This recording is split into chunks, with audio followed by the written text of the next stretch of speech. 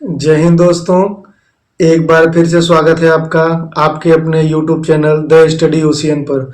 और दोस्तों आज हम लोग इंडियन ज्योग्राफी की एक और क्लास को एंजॉय करने वाले हैं। आज का हमारा जो चैप्टर है वह है भारत में जो सबसे महत्वपूर्ण पर्वत श्रेणी है हिमालय। तो जी हाँ दोस्तों, हम लोग आज हिमालय पर्वत श्रेणी के बारे में अध्ययन करने वाले हैं। आप लोग कॉपी और पेन लेकर के बैठ जाइए और जो जो इम्पोर्टेंट फैक्ट होगा नोट करते हुए चलिएगा। आज की क्लास में आपको बहुत मजा आने वाला है दोस्तों, ठीक है।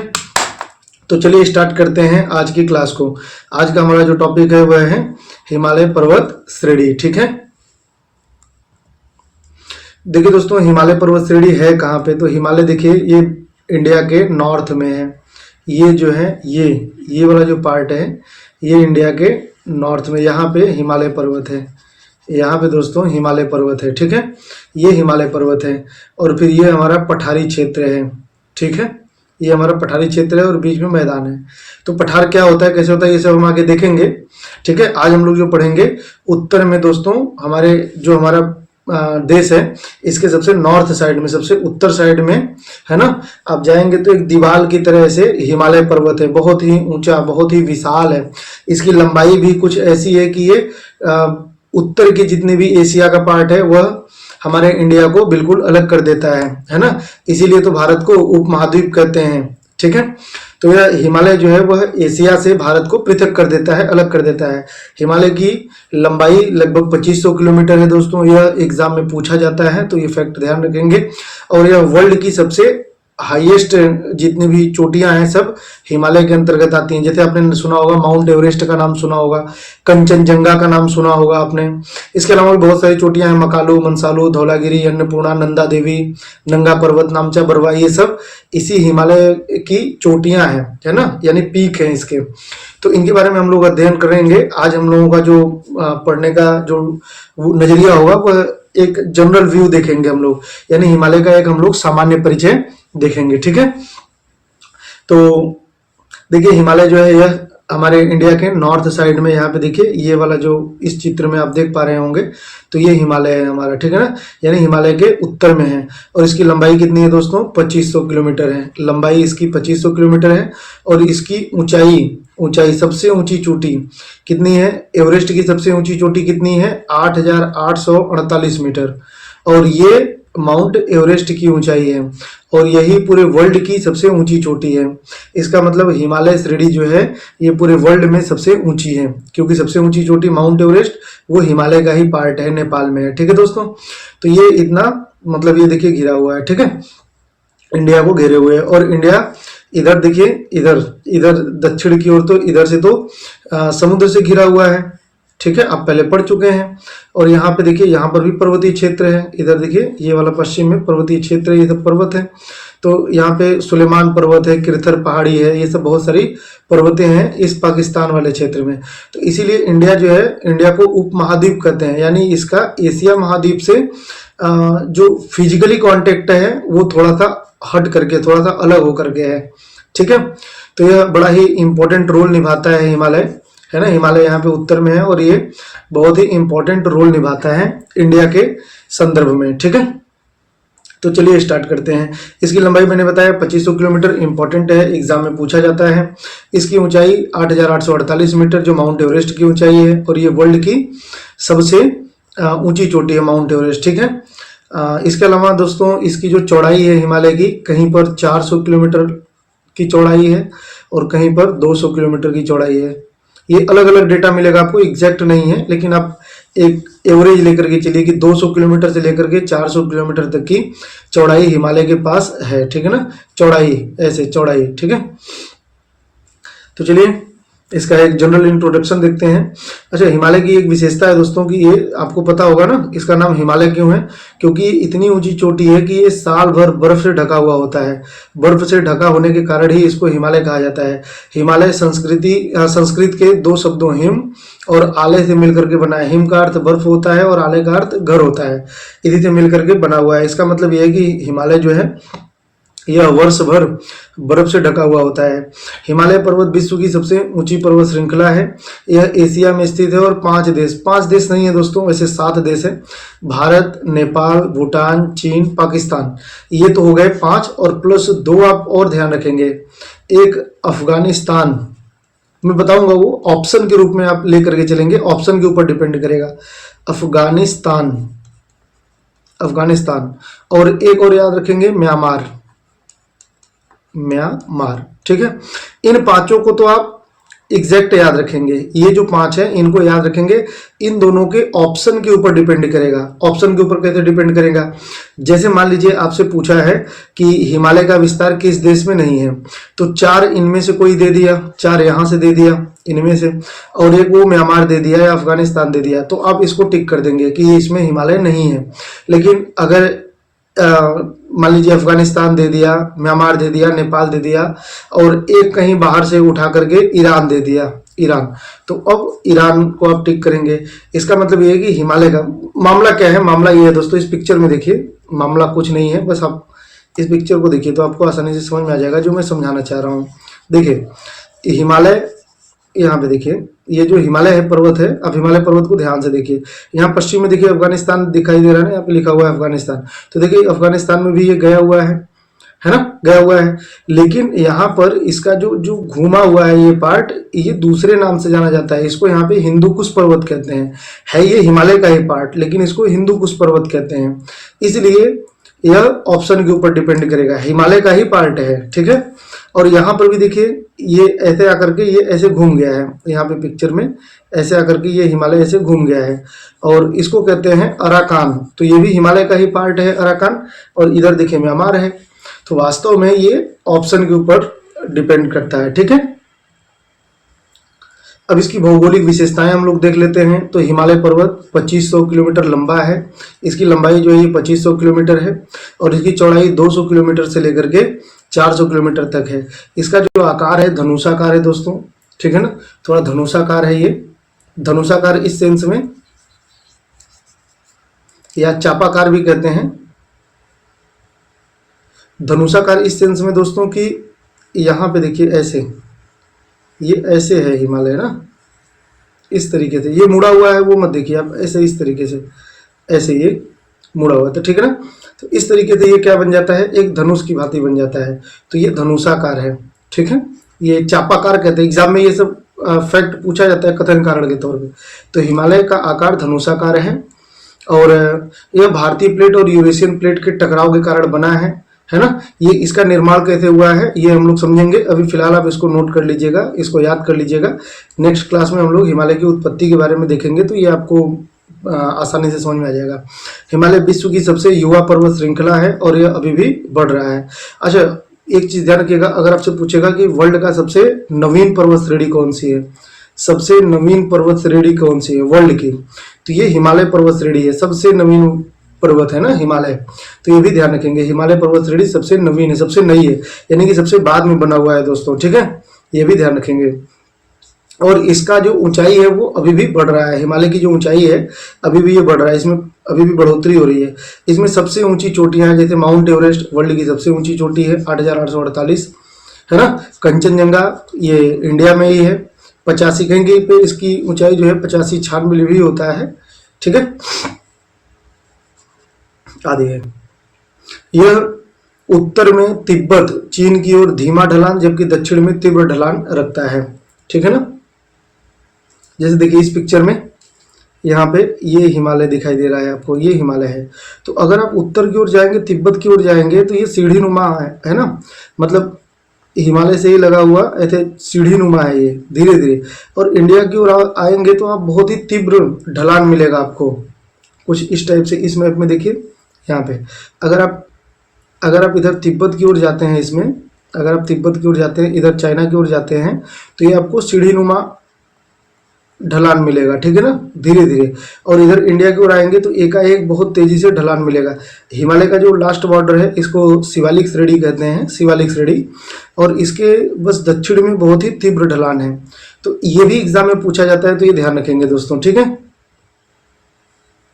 अच्छा, इसको जो है उत्तर में उत्तल और दक्षिण में अवतल कहते हैं, ठीक है। ये पिक्चर देख लीजिए आप लोग। अब हिमालय जो है विश्व की 5वीं सबसे लंबी श्रेणी है। लंबाई की बात करेंगे तो यानी कि इसकी लंबाई लेंथ की बात करेंगे तो ये वर्ल्ड की सबसे 5वीं लंबी पर्वत श्रेणी है। सबसे लंबी पर्वत श्रेणी कौन सी है? एंडीज। और इसकी लंबाई कितनी, लंबाई इंपॉर्टेंट नहीं है, 7000 किलोमीटर की लंबाई है। तो ये एंडीज, एंडीज कहाँ पे है ये इंपॉर्टेंट है दोस्तों, ये आप नोट करते हुए चलिएगा। ये दक्षिण अमेरिका में है। दक्षिण अमेरिका एक महाद्वीप है, तो ये दक्षिण अमेरिका महाद्वीप में है। कई देशों में है, अभी देश इंपॉर्टेंट नहीं है, अभी केवल आप महाद्वीप लिख लीजिए। तो ये दक्षिण अमेरिका में है। दक्षिण अमेरिका के पश्चिमी तट पे अगर आप मैप में देखेंगे, वर्ल्ड का मैप होगा आपके पास, तो आप देखेंगे तो वहां पे दिखाई दे जाएगा आपको, ठीक है, कि एंडीज पर्वत जो श्रेणी है ये दक्षिण अमेरिका के पश्चिमी तट पे है। इसके अलावा रॉकी पर्वत श्रेणी यह उत्तरी अमेरिका में, इसकी लंबाई लगभग 5000 किलोमीटर है। यह उत्तरी अमेरिका में है, उत्तरी अमेरिका में है। फिर दक्षिणी ग्रेट डिवाइडिंग रेंज ये ऑस्ट्रेलिया में है। कहाँ पे है ये? ऑस्ट्रेलिया में। ग्रेट डिवाइडिंग रेंज ऑस्ट्रेलिया में है दोस्तों, ये भी याद करेंगे। फिर यूराल पर्वत, और यूराल पर्वत कहाँ पे है? तो यूराल पर्वत रूस में है। कहाँ पे है ये? रूस में। और जो यूराल पर्वत है दोस्तों, यह एशिया और यूरोप, जैसे इस तरीके से ये पर्वत है, तो इसके इधर एशिया है, एशिया है, और इसके इधर यूरोप है। और ये पर्वत जो है ये रूस में स्थित है, क्योंकि रूस आपको पता है एशिया में भी है और यूरोप महाद्वीप में भी है ना। रूस जो है वो 2 महाद्वीपों में फैला हुआ है, तो रूस में ही ये यूराल पर्वत स्थित है, ठीक है। इसकी लंबाई भी लगभग हिमालय जितनी ही है। यूराल पर्वत, इसकी लंबाई 2500 किलोमीटर है। तो किसी किसी किताब में जो यूराल है इसको हिमालय से छोटा बताया गया है, ठीक है। तो ये आपको परेशान नहीं करेगा, बस हिमालय के बराबर है लगभग, ये याद कर लीजिएगा। और हिमालय पर्वत श्रृंखला इसकी लंबाई 2400 किलोमीटर, कहीं पर 24, कहीं भी 2500 किलोमीटर लंबाई है, ठीक है। अब हिमालय की प्रमुख श्रेणियां देख लेते हैं। जो हिमालय है उसमें 3 प्रमुख श्रेणियां हैं। अच्छा मैं आपको बताऊं, पहले ये समझ लीजिए कि 3 प्रमुख श्रेणियां हैं। इसका मतलब क्या है? इसका मतलब ये है, अच्छा सबसे पहले पर्वत और पर्वत श्रेणियां क्या होता है तो वो ध्यान से समझिए। देखिए दोस्तों, अगर कोई एक ही ऐसे सिंगल है तो इसको हम लोग कहते हैं पर्वत है। ये क्या है? पर्वत, ये पर्वत है, माउंटेन है। लेकिन जब पर्वतों का एक चयन हो, एक ग्रुप हो, तो इसको हम लोग क्या कहते हैं? ये क्या है? ये पर्वत श्रेणी हो गया, ये पर्वत श्रेणी हो गया, ठीक है, पर्वत श्रृंखला हो गया। तो जो हिमालय है, हिमालय जो है ये इस पूरे एरिया में है ना, पर्वत श्रृंखला का एक चयन है। और इसमें केवल एक ही श्रेणी नहीं पाई जाती है, एक श्रेणी पाई जाती है, फिर बीच में गैप पाया जाता है ना, गैप पाया जाता है। और फिर दूसरी पर्वत श्रेणी पाई जाती है, फिर बीच में गैप पाया जाता है, फिर तीसरी पर्वत श्रेणी पाई जाती है। इस तरीके से दोस्तों हिमालय जो है ये 3 श्रेणियों में विभक्त है, 3 श्रेणियों में विभक्त है ये, ठीक है। तो ये ध्यान रखिएगा। अच्छा सबसे ऊपर वाला है इसको छोड़ दीजिए अभी, है ना, इसको छोड़ दीजिए, ये वाला नहीं है। और 3 श्रेणियां, इसमें 4 दिया हुआ है, वो 4 आपको कंफ्यूज करेगा, वैसे कुछ है नहीं है, बस ये ट्रांस हिमालय को बना दिया है इसमें। अब ट्रांस हिमालय क्या है वो हम आगे देखेंगे। फिलहाल आपको क्या समझना है? आपको ये समझना है कि जो हिमालय है वह 3 श्रेणियों में विभक्त है। 3 श्रेणियों में विभक्त है। 3 श्रेणी कौन कौन से हैं? बृहद हिमालय, बृहद हिमालय या ग्रेटर हिमालय या महान हिमालय कहते हैं। दूसरा लघु हिमालय कहते हैं। और तीसरा शिवालिक हिमालय कहते हैं। शिवालिक हिमालय इधर लिख दूं मैं, है ना, बृहद हिमालय, बृहद हिमालय, फिर लघु हिमालय और फिर शिवालिक हिमालय, ठीक है दोस्तों। देखिए इन तीनों को सम्मिलित रूप से, ये जो तीनों हैं, ये जो तीनों हैं नीचे के तीनों हैं, बृहद हिमालय, लघु हिमालय और शिवालिक हिमालय, इन तीनों को ही सम्मिलित रूप से मुख्य हिमालय माना जाता है, ठीक है, मुख्य हिमालय माना जाता है। इसी एरिया में ये वाला जो पार्ट है इसी को हिमालय माना जाता है। और हिमालय में ये 3 श्रेणियां हैं, बृहद हिमालय, लघु हिमालय और शिवालिक श्रेणी, ठीक है। तो ये 3 लाइन बना हुआ है, ये आप समझिए। तो ये वाला क्या है? ये जो है ये हिमालय के उस पार पर्वतों का एक चयन है, ये अस्त व्यस्त है, ये टूटे फूटे अवस्था में है, ठीक है ना। तो इसको हम लोग क्या कहते हैं? इसको हम लोग ट्रांस हिमालय कहते हैं, ट्रांस हिमालय। ट्रांस हिमालय के बारे में हम लोग आगे पढ़ेंगे। तो ये ट्रांस हिमालय है। यही जो ट्रांस हिमालय है, इंडिया में इसे ट्रांस हिमालय कहते हैं। और यही पर्वत जब तिब्बत वाले क्षेत्र में जाता है तो वहां पे इसे कैलाश पर्वत के नाम से जाना जाता है, ठीक है। तो अब अभी 3 पर्वत ध्यान रखिएगा, हिमालय के अंतर्गत 3 पर्वत श्रेणियां हैं, महान या ऊंचा हिमालय, ग्रेटर हिमालय, दूसरा मध्य हिमालय, मिडिल हिमालय और तीसरा शिवालिक हिमालय, आउटर हिमालय। अब ध्यान रखिएगा दोस्तों, जो महान हिमालय है इसको आंतरिक हिमालय कहते हैं, आंतरिक हिमालय भी कहते हैं, आंतरिक हिमालय, आंतरिक हिमालय भी कहते हैं। और जो शिवालिक श्रेणी है इसको बाह्य हिमालय भी कहते हैं, बाह्य हिमालय भी कहते हैं। तो ये ध्यान रखिएगा, ठीक है। अब हिमालय से दोस्तों बहुत सारी नदियां भी निकलती हैं। अगर आप इस पिक्चर में देख पा रहे हो, इस पिक्चर में देख पा रहे हो कि हिमालय जो है, आप समझिए ध्यान से, हिमालय जो है ये बहुत ही ऊंचा पर्वत है, इनमें बहुत ऊंचे ऊंचे पर्वत हैं और ऊंचे ऊंचे पर्वत हैं। और इसमें 3 श्रेणियां हैं, मैंने बताया अभी आपको। सबसे पहले बृहद हिमालय है, फिर बीच में गैप है, जो गैप है उसको घाटी कहते हैं, ठीक है। तो ये 3 श्रेणियों से बना हुआ है। बृहद हिमालय सबसे इधर चाइना की ओर बृहद हिमालय है, फिर लघु हिमालय, फिर शिवालिक। तो ये जो है ये बर्फ से ढके हुए हैं, एकदम साल भर इस पर बर्फ जमा हुआ होता है और इन्हीं बर्फ से बर्फ का रिसाव होता है तो वो नदियों का रूप लेता है ना। नदियों के रूप में ये देखिए, नदियों के रूप में ये यहाँ से निकल करके इंडिया की ओर आते हैं, है ना। ऐसे इस तरीके से इंडिया की ओर यहाँ से इस बर्फ के रिसाव से नदियों का निकासी होता है, यानी नदियों का निर्माण होता है। और इनमें 3 नदियां प्रमुख रूप से हैं, 3 नदी तंत्र हैं। सबसे पहले सिंधु नदी तंत्र है, फिर गंगा नदी तंत्र है। इसका मतलब क्या है, मेन का मतलब होता है कि बाकी सारी नदियां उसी में जाकर के मिल जाती हैं, ठीक है ना। तो मुख्य नदी होती है जो समुद्र तक पहुंचती है अपने दम पे, और बाकी जो नदियां होती हैं वो आकर के उसी में मिल जाती हैं, तो उनको मुख्य नहीं माना जाता, उनको सहायक माना जाता है, ठीक है। तो मेन नदी 3 ही है, एक सिंधु नदी, एक गंगा नदी और एक ब्रह्मपुत्र नदी। बाकी उसकी सहायक नदियां हैं। तो हिमालय से अनेक नदियां यहाँ पे निकलती हैं, ठीक है ना। कुछ इस टाइप से देखिए, ये हिमालय पर्वत है और ये देखिए कितना ऊंचा है। यहाँ पे देखिए माउंट एवरेस्ट है और ये कितनी ऊंचे ऊंचे चोटी है यहाँ पे। और यहाँ से देखिए ये जो रेड लाइन में है ये नदी है कोई, ठीक है ना। ये घाटी है और ये नदी मान लीजिए आप। तो यहाँ से इस बर्फ का पिघलाव होता है, रिसाव होता है और यही सब पिघल पिघल करके नदी का रूप लेकर के ये नीचे की ओर उतरती है। और नीचे की ओर उतर करके दोस्तों यही हमारे इंडिया में नदी के रूप में आती हैं, ठीक है ना। इनमें 3 नदी तंत्र इंपॉर्टेंट है। सबसे पहले सिंधु नदी तंत्र, फिर गंगा नदी तंत्र और फिर ब्रह्मपुत्र नदी तंत्र। इसका मतलब ये है कि अगर ये हिमालय को हटा दिया जाए तो ये सब नदियां अपना अस्तित्व खो देंगी, यानी ये सब नदियां समाप्त हो जाएंगी। जो सिंधु नदी है, जो गंगा नदी है और जो ब्रह्मपुत्र नदी है और बाकी इनकी जितनी भी अनेक सहायक नदियां हैं वो सब अपना अस्तित्व खो देंगी, है ना। तो इनमें से कई सारी नदियां निकलती हैं। 3 प्रमुख नदियां हैं। सबसे पहले सिंधु नदी तंत्र, बाकी सारी नदियां इसकी सहायक नदी होती हैं। ऐसे ही दूसरी है गंगा नदी तंत्र, बाकी सब इसकी सहायक नदी हैं। सहायक नदी मतलब उस नदी में आकर के मिल जाती हैं और अपना अस्तित्व समाप्त कर देती हैं उस नदी में मिल करके। तो ये हो गई मेन नदी, यहाँ पे समझते हैं। एक नदी है मेन नदी और बाकी नदियां आकर के उसमें मिल रही हैं। तो जो नदी डायरेक्ट समुद्र तक जाती है उसको मेन नदी कहते हैं और बाकी नदियां जो आकर के उसमें मिल रही हैं उनको सहायक नदी कहते हैं, ठीक है। तो यहाँ पे 3 नदियां हैं दोस्तों। यहाँ पे देखिए 3 नदी हैं। 3 नदी मुख्य रूप से है। सबसे पहले तो सिंधु नदी तंत्र, फिर गंगा नदी तंत्र और फिर ब्रह्मपुत्र नदी तंत्र, और बाकी सब इसकी सहायक नदियां हैं। ये सब इसकी सहायक नदियां हैं, ठीक है। तो 3 नदी तंत्र है जो हिमालय क्षेत्र से निकलती हैं।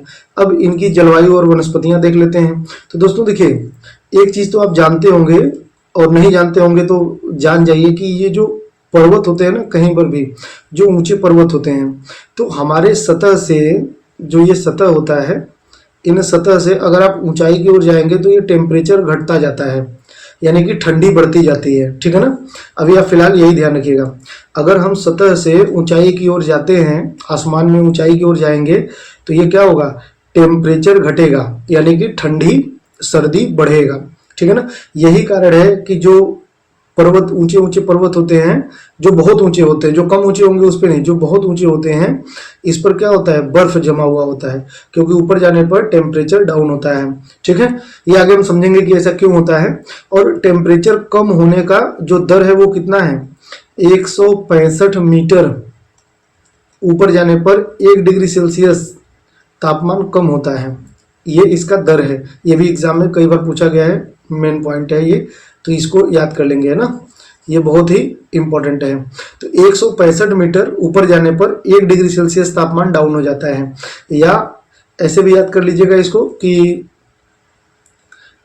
1 किलोमीटर 1 किलोमीटर ऊपर जाने पर 1 किलोमीटर ऊपर जाने पर लगभग 6.5 डिग्री सेल्सियस तापमान कम होता है। दो तरह से भी क्वेश्चन पूछा जाता है, दोनों याद करेंगे आप। पहला तो 165 मीटर ऊपर जाने पर 1 डिग्री सेल्सियस तापमान कम होता है, और दूसरा 1 किलोमीटर ऊपर जाने पर 6.5 डिग्री सेल्सियस तापमान डाउन होता है। अगर 1 किलोमीटर ऊपर जाएंगे तो 6.5 डिग्री सेल्सियस तापमान कम होता है। ये दोनों ही याद कर लीजिएगा आप लोग, ठीक है ना। ये पूछा जाता है एग्जाम में, तो ये याद कर लीजिएगा। तो दोस्तों यही वजह है कि जब पर्वत बहुत ऊंचे होते हैं तो इस पर बर्फ जम जाता है, क्योंकि टेम्परेचर डाउन हो जाता है। और इसीलिए हिमालय में एक ही जगह है, ये हिमालय का एक ही स्थान है। आप ऐसा नहीं कि ग्लोब पर या पृथ्वी पर कहीं भ्रमण कर रहे हैं, आप हिमालय वाले क्षेत्र में ही हैं, लेकिन वहीं पर अगर हिमालय के निचले एरिया में रहेंगे, है ना, अगर आप हिमालय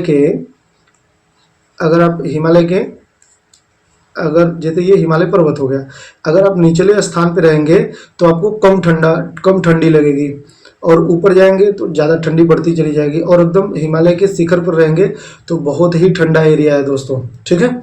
और यही कारण है कि यहाँ का वनस्पतियाँ भी, यहाँ पे जो वनस्पतियाँ पाई जाती हैं वो भी इसी जलवायु का अनुसरण करती हैं। तो जलवायु अलग अलग पाया जाता है, इसीलिए वनस्पतियाँ भी अलग अलग पाई जाती हैं। ये वनस्पतियों के चैप्टर में हम समझेंगे। फिलहाल समझिएगा, हिमालय ऊंचाई के अनुसार जलवायु बदलती रहती है। निचले इलाके में उपोष्ण कटिबंधीय वन पाया जाता है, मध्य भाग में समशीतोष्ण वन पाया जाता है। ये अभी आप या तो याद कर लीजिए या तो पेशेंस बना के रखिए, जब हम वनस्पतियां पढ़ेंगे तो वो वनों के प्रकार में हम समझेंगे, ठीक है। और या तो अभी याद कर लीजिए, ऊंचाई वाले स्थानों पर अल्पाइन वन, सबसे ऊपर सबसे ऊंचाई पर यहाँ पे जो पाया जाता है वो टुंड्रा वन या अल्पाइन वन पाए जाते हैं, ठीक है। यहाँ पर पाए जाने वाले प्रमुख वृक्षों में देवदार, चीड़, भोजपत्र ये सब पाए जाते हैं, जो बड़े ही यूनिक हैं, ठीक है। जैव विविधता, हिमालय में कई दुर्लभ और संकटग्रस्त प्रजातियां भी पाई जाती हैं, है ना। यहाँ पर बहुत तरह की वनस्पतियां और बहुत तरह के जीव जंतु पाए जाते हैं दोस्तों। जैव विविधता क्या होता है? जैव विविधता मतलब होता है जीवों की वैरायटी, मतलब विविध प्रकार के, अलग अलग प्रकार के कितने जीव जंतु पाए जाते हैं, उसको जैव विविधता कहते हैं, बायोडाइवर्सिटी, ठीक है। तो हिमालय में कई दुर्लभ और संकटग्रस्त, दुर्लभ मतलब हिमालय के अलावा वो कहीं और नहीं मिलते, और संकटग्रस्त मतलब वो खत्म होने वाले हैं, अब उनका अस्तित्व इस पृथ्वी से समाप्त होने वाला है।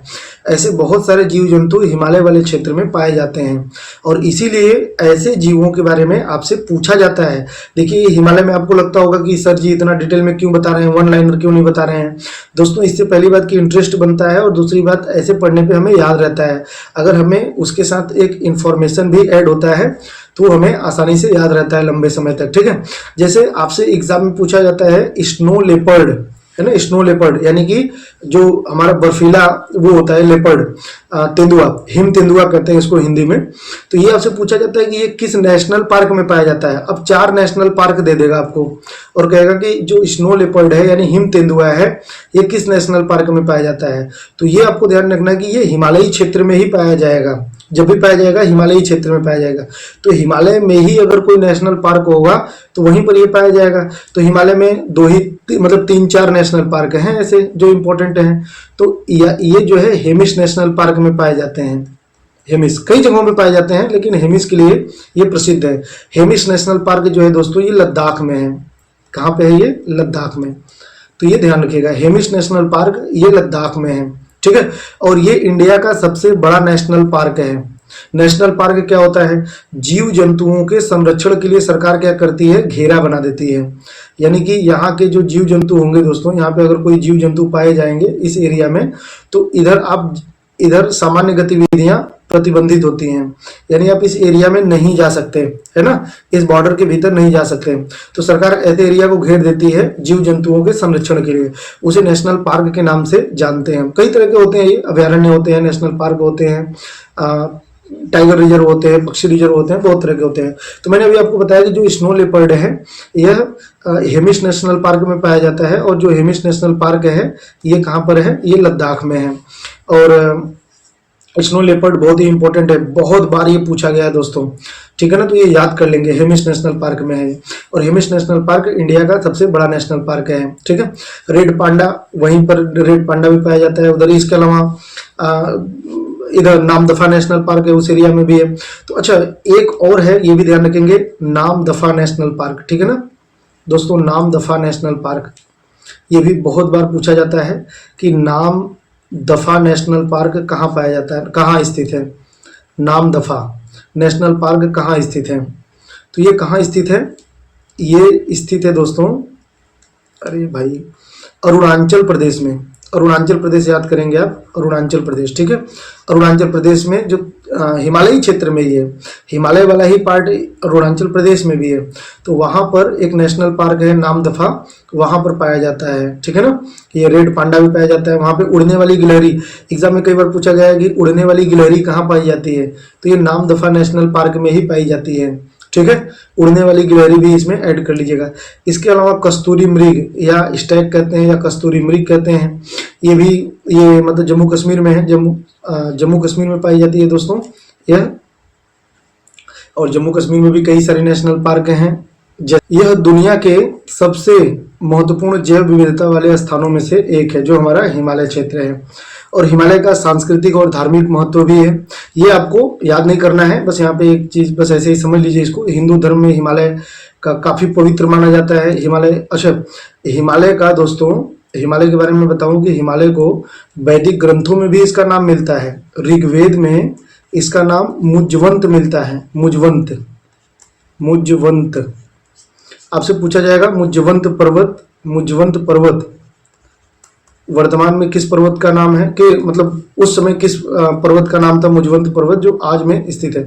तो आज का जो हिमालय है, जो ये हिमालय है, इसी को वैदिक काल में मुजवंत पर्वत, इसकी कोई चोटी थी तो उसकी पहचान की गई है मुजवंत पर्वत के रूप में। तो वैदिक ग्रंथों में हिमालय के कई चोटियों का नाम मिलता है, तो इसलिए ये हिंदू धर्म में हिमालय को काफी पवित्र माना जाता है और इसे देवताओं का निवास स्थान कहा जाता है। इनफैक्ट मैं बताऊं कि हिमालय में, हिमालय का ही जो ट्रांस हिमालय, हिमालय के उस पार वाला जो एक पर्वत है जिसे कैलाश पर्वत के नाम से जाना जाता है, उसे तो ये माना जाता है कि वह भोलेनाथ का निवास स्थान माना जाता है। हिंदुओं में जो शिव जी हैं उनका निवास स्थान, तो कैलाश पर्वत, कैलाश पर्वत, और ये हिमालय का ही पार्ट है कैलाश पर्वत, है ना। तो हिंदुओं में इसका बहुत ही महत्व है, जो हमारा हिमालय पर्वत है, ठीक है। इसे देवताओं का निवास कहते हैं, जो हिमालय पर्वत है इसे देवताओं का निवास कहते हैं। इस एरिया में दोस्तों, हिमालय वाले क्षेत्र में देखिए कैलाश पर्वत है जो तिब्बत में, वर्तमान में ये इंडिया में नहीं है, ये तिब्बत वाले क्षेत्र में है, यानी चीन वाले क्षेत्र में। अमरनाथ गुफा है, ये जम्मू कश्मीर में है। इसके अलावा बद्रीनाथ है, उत्तराखंड में है। केदारनाथ है, ये भी उत्तराखंड में है। इसके अलावा वैष्णो माता मंदिर, वैष्णो माता मंदिर, वैष्णो माता मंदिर, ये भी जम्मू कश्मीर में है, ये भी तिब्बत वाले क्षेत्र में है।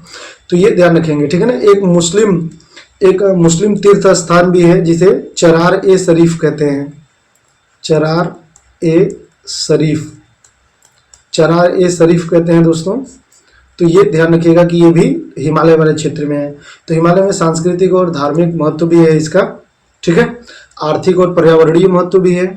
हिमालय कृषि, जल विद्युत योजनाओं, पर्यटन और खनिज संसाधनों का मुख्य स्रोत है। ये भी आपको नोट नहीं करना है, ये केवल आपके समझने के लिए, ठीक है ना। यहाँ से बहुत तरह के जल विद्युत योजनाओं का निर्माण किया गया है। जैसे जम्मू कश्मीर में बहुत सारे हैं, सलाल, बगलिहार, दुलहस्ती, है ना, तुलबुल, उरी, झेलम, मतलब बहुत सारे, किशनगंगा, ऐसे बहुत सारी जल विद्युत परियोजनाओं का निर्माण किया गया है। तो बहुत इंपॉर्टेंट है ये जल विद्युत परियोजनाओं के लिए, एग्जाम में हमेशा पूछा जाता है। और पर्यटन के लिए बहुत ही इंपॉर्टेंट है, पर्यटन स्थल बहुत सारे हैं इसी हिमालय क्षेत्र में, वो हम आगे समझेंगे। अभी मैं आपको एक जनरल व्यू दे रहा हूँ हिमालय का, ठीक है ना। और खनिज संसाधन की दृष्टि से भी ये बहुत इंपॉर्टेंट है, लेकिन बहुत सेंसिटिव है। सेंसिटिव मीन्स कि इसका हिमस्खलन होता रहता है, यानी कि ये टूट टूट करके अंदर से बहुत कमजोर है, ये दरकता रहता है, सरकता रहता है और टूटता रहता है। यह भारत एवं अन्य पड़ोसी देशों के लिए जलवायु नियंत्रण की भूमिका निभाता है, ये बड़ा ही इंपॉर्टेंट है दोस्तों। देखिए ये जो हिमालय पर्वत है, ये जो हिमालय पर्वत है, इसके बारे में समझिएगा कि यह भारत का जलवायु विभाजक माना जाता है, जलवायु विभाजक माना जाता है। इसे जलवायु विभाजक क्यों माना जाता है? क्योंकि ये इतना ऊंचा है, दीवार की तरह काम करता है। इंडिया की जो हवाएं हैं वो इसमें टकरा करके और फिर उस पार नहीं जा पाती, वो इंडिया की ओर ही लौट जाती हैं टकरा करके, ये इंडिया की ओर ही दोस्तों लौट जाती हैं, इधर ऐसे टकरा करके ये इंडिया की ओर ही लौट जाते हैं, ठीक है, उस पार नहीं जा पाती। और उधर से जो ध्रुवीय हवाएं आती हैं, जो साइबेरिया वाले क्षेत्र से रूस से आती हैं, वो भी ऐसे टकरा करके दोस्तों वापस लौट जाती हैं, ठीक है। तो ये मतलब जलवायु विभाजक है, इसीलिए हमारे यहाँ ठंडी में बहुत ज़्यादा ठंडी नहीं पड़ता, जबकि चीन में बहुत भयंकर ठंडी पड़ता है। ये हिमालय की उस पार वाले क्षेत्रों में बहुत भयंकर ठंडी, इधर इधर बहुत भयंकर ठंडी पड़ता है। क्यों? क्योंकि इधर से जो शीत ऋतु शीत ध्रुवीय क्षेत्र से जो शीत हवाएं आती हैं वह हमारे तक नहीं पहुंच पाती, हिमालय उनको वापस कर देता है, क्योंकि ये दीवार की तरह, ये बहुत ही ऊंचाई, दीवार की तरह ऐसे खड़ा हुआ है, ठीक है ना। अब सोचिए लगभग 9 किलोमीटर की ऊंचाई है, 8,848 मीटर है, तो लगभग 9 किलोमीटर जितनी ऊंचाई है, ठीक है ना। तो ये जलवायु विभाजक का काम करता है, ठीक है ना। इसके अलावा चुनौतियां भी हैं हिमालय को लेकर के कि जलवायु परिवर्तन के कारण ग्लेशियर बहुत तेजी से पिघल रहे हैं। जलवायु परिवर्तन क्या है? मतलब मौसम, जो स्थायी मौसम होता है कहीं का, तो उसको जलवायु कहते हैं। और उस जलवायु का बहुत तेजी से विघटन हो रहा है, बहुत तेजी से परिवर्तन हो रहा है, जिसकी वजह से ग्लेशियर, हिमालय के जो ग्लेशियर हैं बहुत तेजी से पिघल रहे हैं। पिघलने की वजह से क्या हो रहा है कि गर्मियों में जो ये हिमालय से निकलने वाली नदियां हैं उनमें जल की मात्रा बहुत तेजी से बढ़ जा रहा है। दूर जो हिमालय के पास में है वो इसका अनुभव करेंगे नदियों के जल के बढ़ने का गर्मियों में, लेकिन जो दूर हैं तो नदियों के जल का वाष्पीकरण हो जाता है, तो उन्हें ये फील नहीं होगा, ठीक है ना। तो गर्मियों में क्या होता है कि बर्फ का बहुत तेजी से पिघलाव हो रहा है, क्योंकि गर्मी में औसत से ज्यादा गर्मी पड़ रहा है, तो बहुत तेजी से इसका पिघलाव हो रहा है। और आने वाले समय में माना जाता है कि अगर हिमालय का यही दर रहा पिघलने का, तो हिमालय समाप्त हो जाएगा, और जब समाप्त हो जाएगा तो हिमालय से निकलने वाली नदियां हमेशा के लिए अपना अस्तित्व खो देंगी। वनों की कटाई और प्रदूषण से हिमालय पारिस्थितिकी संतुलन बिगड़ रहा है और यहाँ के जीव जंतु डिस्टर्ब हो रहे हैं। इसके अलावा औषधीय गुण की, यहाँ पे बहुत सारी वनस्पतियां पाई जाती हैं औषधीय गुण की दोस्तों, है ना। जैसे आप रामायण में प्रसंग सुनते हैं कि जब लक्ष्मण जी को लंका में जब मतलब मूर्छित हुए थे वो, जब उन्हें शक्ति बाण लगा हुआ था, तो जो सुसैन वैद्य आते हैं तो वो बताते हैं कि भाई अगर इन्हें जिंदा रखना है तो संजीवनी बूटी, जो कि हिमालय क्षेत्र में था, जो हनुमान जी लेकर के जाते हैं, तो वो इसी हिमालय क्षेत्र में था, है ना। तो इतना इम्पोर्टेंट है इसका इतना महत्व है। ये औषधीय गुण यहाँ पे बहुत ज्यादा पौधों का है। हिमालय को संरक्षित करने के लिए कई राष्ट्रीय उद्यान और परियोजनाएं चलाई जा रही हैं, जैसे नंदा देवी बायोस्फीयर रिजर्व उत्तराखंड में है, ग्रेट हिमालयन नेशनल पार्क ये हिमाचल प्रदेश में है। तो ये सब दोस्तों इम्पोर्टेंट है, ये जो मैंने बताया ये आप नोट कर लेंगे। और आज के लिए इतना ही, बाकी ढेर सारी शुभकामनाएं हैं दोस्तों आपको, ठीक है। जय हिंद, जय भारत।